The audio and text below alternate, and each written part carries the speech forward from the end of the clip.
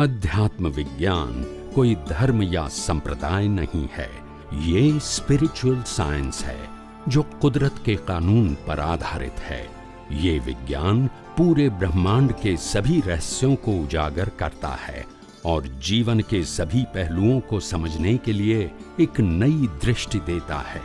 इसी को art of vision कहते हैं, दुनिया को देखने की एक नई दृष्टि, जो अध्यात्म विज्ञानी परम पूज्य स्वामी श्री कमलेशानंद जी के निर्देशन में सनातन सत्य का अनुसंधान कर हमारे जीवन को प्रकाशित करे। जय सच्चिदानंद। આ એક કલાક સાંભળો ને એટલે તમારા જિંદગીના બધા પ્રશ્નો અંદર આવી ગયા. મને એવડા કવિરાજે 2 કે 3 વર્ષ પહેલા હું મુંબઈ ગયો, હમણાં 2-2.5 વર્ષ તો ગયો નથી. મને કે કવિરાજ કહે કે એક વસ્તુ તો મેં તમારામાં જોઈ કે છે. મેં કહું શું જોઈ બોલો. મને કે હું છેલ્લા 20 વર્ષથી તમારો સત્સંગ સાંભળું છું જ્યાં હોય ત્યાં, પણ કોઈ વ્યક્તિ તમારા સત્સંગમાં કોઈ સાંસારિક પ્રશ્ન કરતું નથી.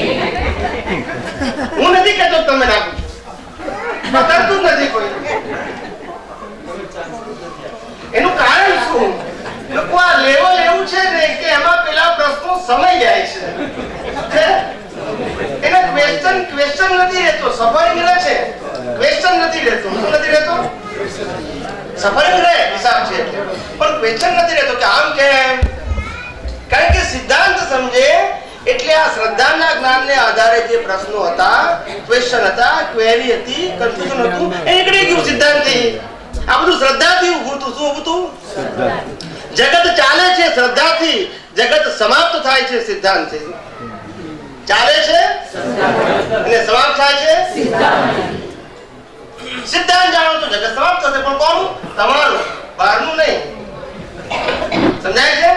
એટલે આધ્યાત્મનો માર્ગ, મુક્તિનો માર્ગ, મોક્ષનો માર્ગ એ ઇન્ડિવિડ્યુઅલ છે, કોઈ કાળે સામૂહિક હતો નહીં.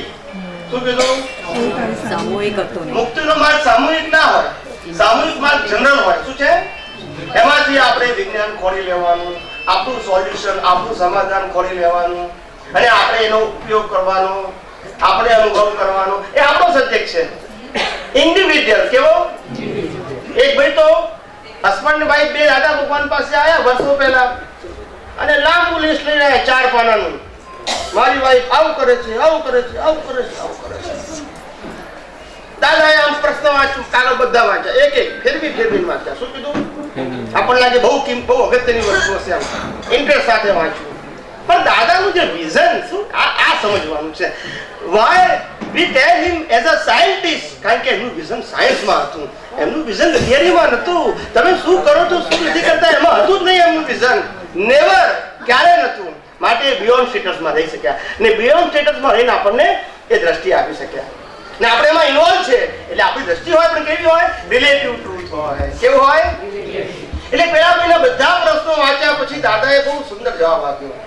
એને એમ લાગ્યું કે દાદા મારી ફેવર કરશે અને મારી વાઈફને ખગડાવશે. આવું એને માન્યું. શું કીધું? એટલે દાદાએ પહેલો પ્રશ્ન પૂછ્યો કે આ પ્રશ્નો ચંદુભાઈના છે કે તારા છે? બોલતા નથી બધા. ચંદુભાઈના છે કે તારા છે? તું કોણ છું? 50% તો પતી ગયું ત્યાં આગળ. માણસ છે એવું માનતો તો પણ છે. પછી બીજો જવાબ, ચંદુભાઈ તારે આધીન છે કે વ્યવસ્થિત ને આધીન? એટલે બીજા 50% ઉડી જાય. પ્રશ્ન ક્યાં રહ્યો? ના સમજાય. તું ચંદુભાઈ છું નહીં અને તું ચંદુભાઈને ચલાવનારો નથી, તું પ્રશ્ન કેવી રીતે હોય? ના સમજાય. પછી આટલું સમાધાન આપ્યા પછી જ્ઞાની પુરુષ સમાધાન આપ્યું કે માનો કે તારી વાઈફ વાકી છે તો તમારા બેમાંથી નસીબદાર કોણ? ના સમજાય. તારી વાઈફ કેવી નસીબદાર, પુણ્યશાળી કે સીધો મળ્યો? તારા જેવા કર્મના 50 પાપ કે વાગી મળે. માટે બોલીશ નહીં. No complaint, no question. If you complain